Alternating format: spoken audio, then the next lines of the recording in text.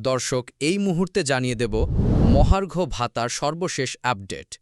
৩০% মহার্ঘ ভাতার সিদ্ধান্ত ফাইনাল। সুখবর দিলেন অর্থ উপদেষ্টা, কার্যকর ১ আগস্ট থেকে। থাকছে বিস্তারিত। যারা এখনও পর্যন্ত আমাদের চ্যানেলটি সাবস্ক্রাইব করেননি, প্রত্যেক মুহূর্তের আপডেট সবার আগে পেতে এখনই আমাদের চ্যানেলটি সাবস্ক্রাইব করে আমাদের সঙ্গেই থাকুন।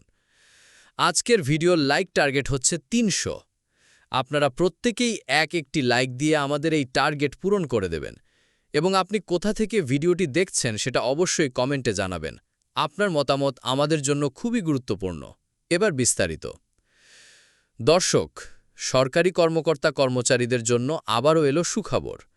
অর্থ মন্ত্রণালয় থেকে পাওয়া সর্বশেষ তথ্য অনুযায়ী সরকারি কর্মচারীদের জন্য ৩০% মহার্ঘ ভাতা অনুমোদন দেওয়া হয়েছে।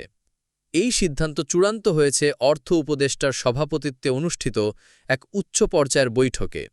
সিদ্ধান্ত অনুযায়ী আগামী ১ আগস্ট ২০২৫ থেকে এই মহার্ঘ ভাতা কার্যকর হবে।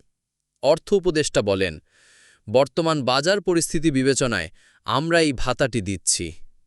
সরকারি কর্মচারীদের জীবনযাত্রার ব্যয় দিন দিন বেড়েছে, তাদের স্বস্তি দিতে এ সিদ্ধান্ত নেওয়া হয়েছে।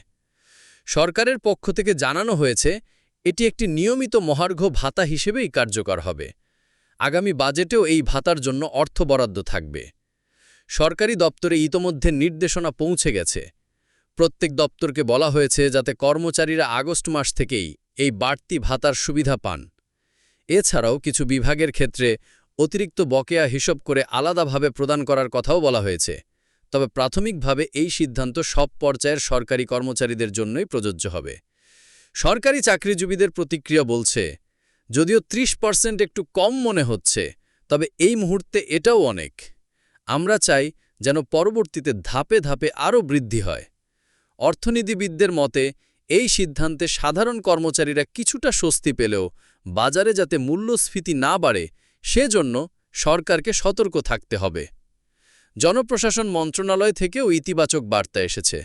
তারা জানিয়েছে, যত দ্রুত সম্ভব এই ভাতা কর্মচারীদের বেতনের সঙ্গে সংযুক্ত করা হবে।